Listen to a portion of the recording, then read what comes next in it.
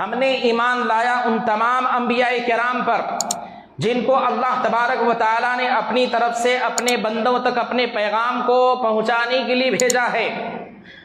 ہم کسی رسول کے درمیان کوئی فرق نہیں کرتے، نہ تفریق کرتے ہیں، نہ کسی کی شان میں گستاخی کرتے ہیں۔ اگر کوئی آدمی اللہ تعالیٰ کے بھیجے ہوئے انبیاء کرام کی فہرست میں سے کسی نبی کا انکار کر دے یا کسی کی شان میں اگر تحقیر کر دے، کسی کی توہین کر دے، دنیا کے تمام علماء کرام اور مفتیان اعظام یہ کہیں گے کہ وہ آدمی دائرہ اسلام سے خارج ہو گیا، وہ مسلمان اب نہیں رہا، مرتد ہو گیا، کافر ہو گیا، اس کا ایمان ختم ہو گیا، اس کا نکاح ختم ہو گیا۔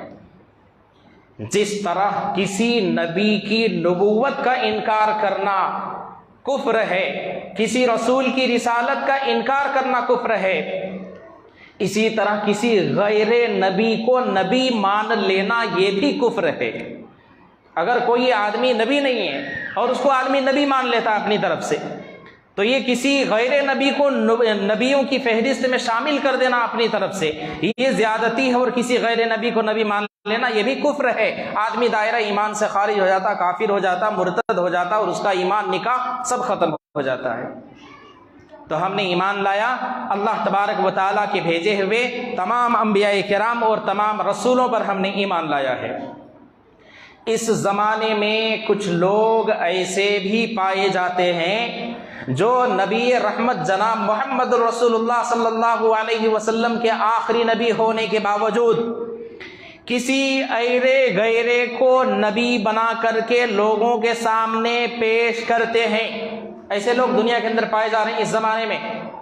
نبی کریم صلی اللہ علیہ وسلم کے زمانے میں تقریباً 4 لوگ پائے گئے تھے، جن میں سے ایک ابن سبا ہے، طلیحہ نامی آدمی ہے، اسی طرح سے اسود عنسی ہے، مسیلمہ کذاب ہے۔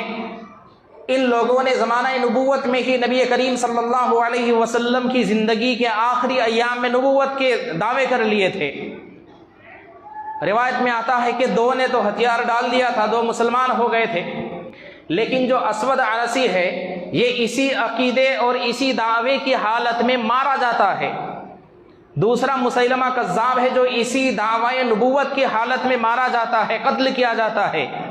اور نبی کریم صلی اللہ علیہ وسلم کے انتقال ہونے کے بعد، حضور پاک صلی اللہ علیہ وسلم کی رحلت کے بعد، مسیلمہ کذاب سے جو جنگ یمامہ ہوئی، جو ان سے لڑائی ہوئی، اور اس میں 1200 صحابہ کرام شہید ہوئے، 21,000 مسیلمہ کے ماننے والے مرتد لوگ مارے گئے، ہلاک ہوئے۔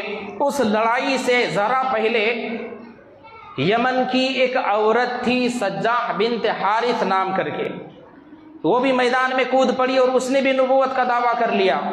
برساتی مینڈک کی طرح اس ٹائم بھی بہت سارے ٹرٹرانے والے لوگ نبوت کے میدان میں کود پڑے تھے۔ اس زمانے میں اس کی بڑی سامت ہوئی، مسیلمہ کے ساتھ خیمے کے اندر گھس کر کے نکاح کا معاملہ ہوا۔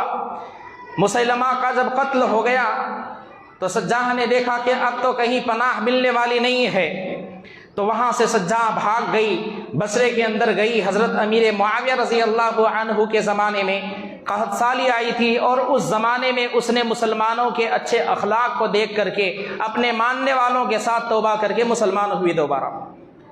اور حضرت امیر معاویہ رضی اللہ عنہ ہی کے زمانے میں اس کا انتقال ہوا۔